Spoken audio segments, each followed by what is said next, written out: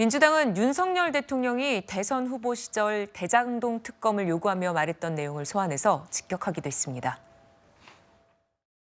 떳떳하면 사정기관 통해서 권력자도 조사받고 측근도 조사받고 하는 것이지 특검을 왜 거부합니까? 죄 졌으니까 거부하는 겁니다. 특검을 왜 거부합니까?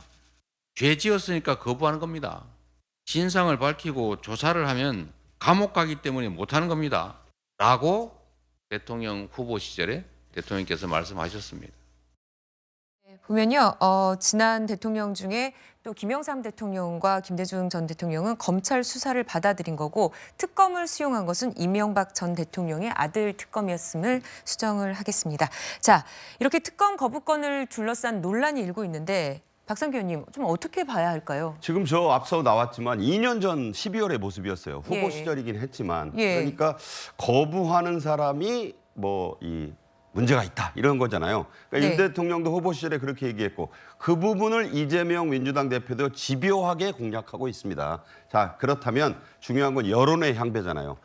금과 옥조처럼 전가의 보도처럼 야권이 나오는 게 70%가 대통령의 거부권 행사에 반대한다. 중도도 67%가 반대한다. 자, 이거는 굉장히 부담스러운 수치예요. 그러니까 이걸 다 무시하고 총선 국면으로 가기에는 대단히 어렵다. 자, 내일 모레 윤 대통령의 신년 기자회견이 예정돼 있습니다. 여기에서 이 문제에 대해서 어떤 식으로든 언급을 할 거예요. 자, 그렇다면 각 언론사도 신년 정초 여론조사 결과를 내는데 이거 안 들어가겠습니까?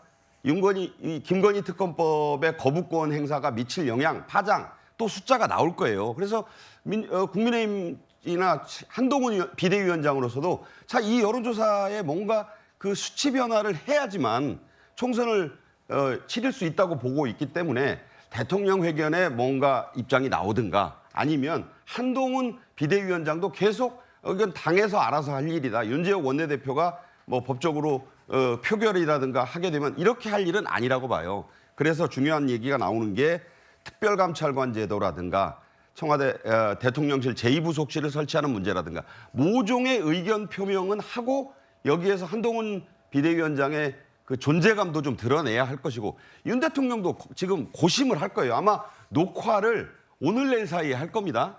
그 녹화를 해서 이제 1월 1일 날 신년 기자회견에 이제 연습도 리허설도 하고 할 텐데 어떤 형식으로든지 이 문제에 대한 말을 해서 중도층이 67%가 이미 이 부정적 여론을 보이고 있는데 이걸 무시하고 총선의 강을 건널 수는 없다고 보기 때문에 여권으로서도 부담이 좀 커지고 있는 상황이기 때문에 입장 표명은 반드시 있어야 한다. 이렇게 저는 생각합니다. 네, 알겠습니다. 또 지난주에도 말씀드린 것처럼요. 김건희 특검법을 두고 독소조항 논란이 있었는데 그중 하나가 특검 추천권입니다. 민주당과 정의당만 특검을 추천할 수 있고요. 대통령이 탈당할 경우를 계산해서 여당의 특검 추천을 아예 차단을 했는데 정의춘 변호사님, 이 부분은 좀 어떻게 봐야 됩니까? 애당초 민주당 안은요 어떻게 돼 있었냐면 제가 찾아봤더니 대통령은 특검 후보자 추천을 대통령 자신이 소속되지 않은 국회 교섭단체에 의뢰하여야 한다 이렇게 돼 있어요. 그러면 우리나라에 국회 교섭단체가 어디 있습니까? 국민의힘하고 민주당밖에 없어요. 그런데 대통령 자신이 소속되지 않은 교섭단체라고 하면 민주당이란 이야기예요. 그냥 뭐 이렇게 어렵게 쓰지 말고 민주당에게 의뢰해야 한다. 이렇게 쓰면 되는 걸 갖다가 말을 갖다 이렇게 막 어렵게 이렇게 꽈놨단 말이에요. 그냥 민주당이라고 하면 된다라는 말씀이시죠? 그렇죠. 처음에는 그랬었는데 이게 쌍특검 그러지 않았습니까? 그런데 그 50억 클럽 특검과 관련해서는 민주당과 정의당이 특검을 추천할 수 있도록 이렇게 되어 있었단 말이죠. 그러니까 사람들이 그 김건희 특검법 관련해 가지고는 그 민주당이 정의당도 믿지 못하는 거냐? 정의당은 빼주게? 이런 이야기가 나오니까 정의당이 이제 들어갔던 거죠.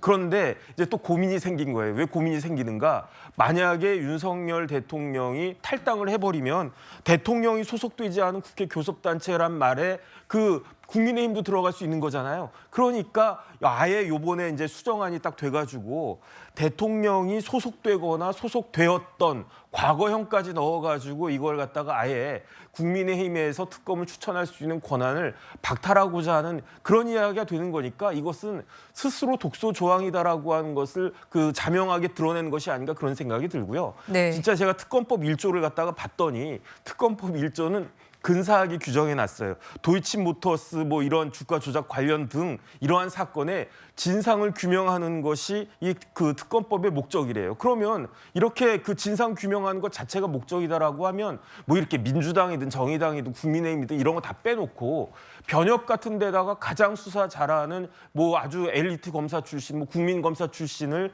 특검으로 그 추천하면 되지 않겠습니까? 이런 식의 규정을 갖다가 하면 되는데 굳이 말을 갖다 이렇게 막 꼬아가지고 민주당에서 실질적으로 특검을 지명할 수 있도록 하니까 이러니까 대통령이 거부권을 행사해도 뭐 사람들이 아 그럴 수 있겠네 이런 생각을 하게 되는 것이 아닌가 저는 그렇게 생각이 됩니다. 네, 마지막으로 이현종 의원님 네. 보면요. 김건희 특검법이 총선에 직접적으로 영향을 미칠 수 있을까요?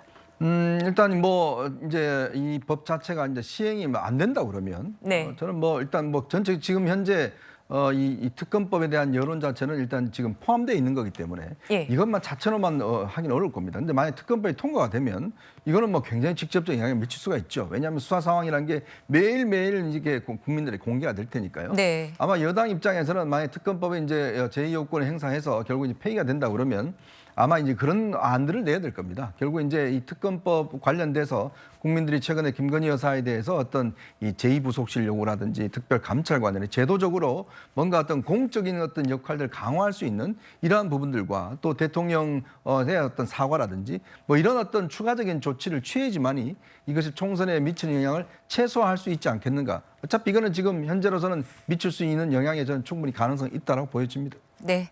자, 정치권 소식은 여기까지 짚어봤고요. 세 분과는 여기서 인사 나누겠습니다. 고맙습니다.